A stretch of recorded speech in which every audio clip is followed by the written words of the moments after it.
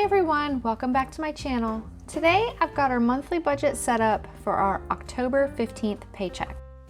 Now, to be totally honest, I filmed this a little late. It was already past payday.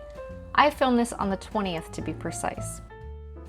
I had filmed our September budget review on the 15th of October, and when I transferred it to my laptop, it was corrupted. Between dealing with the frustrations of just spending a little over an hour filming me updating our expense tracker, running through the monthly paycheck, totaling up our expenses in each category, and so on, it just felt like a vicious technological defeat.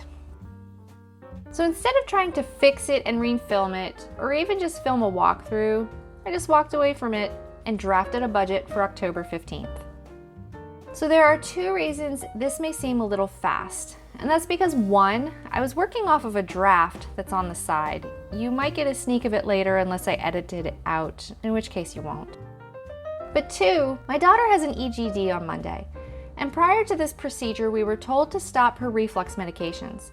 Now she's been complaining for a week or so that her throat is sore, which is common when you stop reflux medicine. But combined with some other signs, my luck is that it would be strep right before a procedure. So we had an hour between the time that I scheduled her appointment and when we had to leave for that appointment to film this. And technology be darned, I wanted to get this filmed and moved on. I knew that her appointment was at 11 and my allergy shots are at 1. And given our usual travel time from home to where these appointments are, I would not have time to come home in between the appointments and film. And I am in no mood to do anything after my allergy shots. Good news, she doesn't have strep.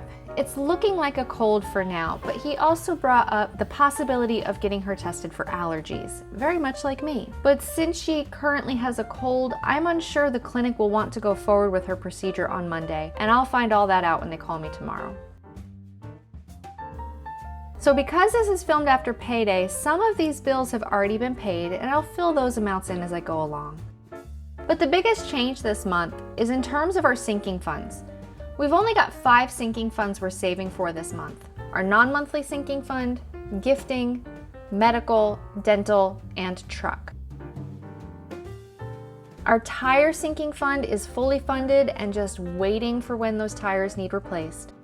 And for this month, I'm just not saving in any other funds besides those 5. I do have to reevaluate our sinking funds for the year in terms of what I set as goals and what we actually spent in order to readjust them for 2021. Now I have this in my brain for now, but this is simply because we're on a monthly income. Our first paycheck for 2021 won't happen until January 15th, and I would like to have our sinking fund goals in place and already started before January 1st. That means I need to know what we're saving for by the time our December paycheck comes.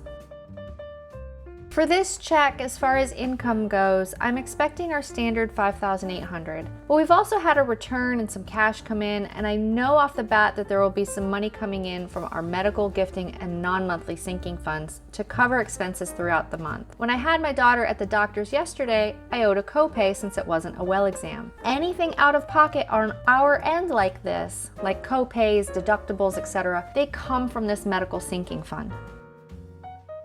Now bills I have totaled at $2,980.12. You'll see that in my rush to do this, I do make an error and that does get fixed. D-Chase, what my husband usually does is he will send me the total amount. Most of the time it's the standard $50 to $75 for things like Netflix, Disney Plus, etc. Some months it's more, and he will break it down by category.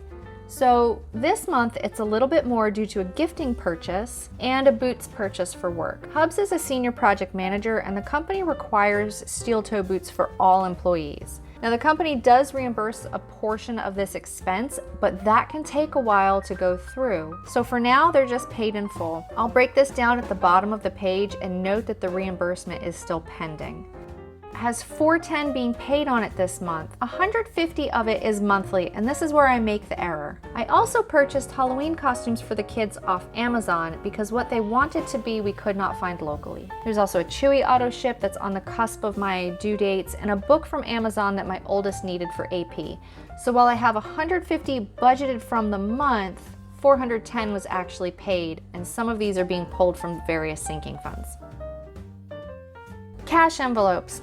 I really liked doing them as a mix of cash and debit last month, and I want to continue that into this month, but I need to be more aware of what categories I have to have in cash.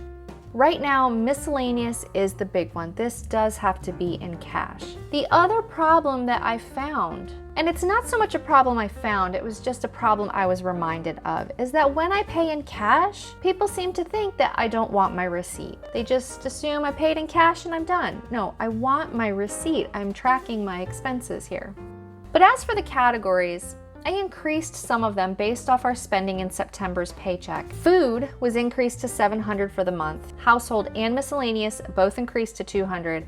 And pet I have at $160, and I'm hoping we can stick to that. I also have our 6-month supply of heartworm and flea and tick medicine for her at $166 for this month as well, making the total cash envelope categories at $1,486. Since I don't know exactly how much I'll be spending on medical expenses this month, I just left a space for it so I don't forget. And finally, debit expenses. I've decreased our fuel bill to $200 this month. I'm not doing as much running around for the time being, and it finally dawned on me why. My oldest isn't having monthly ortho appointments that are 90 minutes away. Our bi-weekly therapy sessions are currently via Zoom. And for COVID purposes, my allergy shots are at the max spacing that they can be.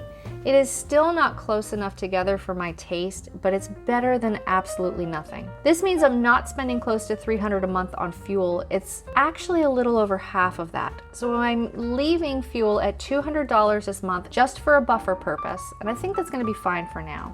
And then finally, between therapy, dance, costumes for the dance recital, cell phones, etc., we've got our total in the debit category at $823. So if everything goes to plan, we'll have $57 at the end of the month to put towards debt. Now again, I underestimate our income and overestimate our bills, so this should be a little bit more than $57. So that's it for this video. Thank you so much for watching. I hope everyone is well, and until next time, bye.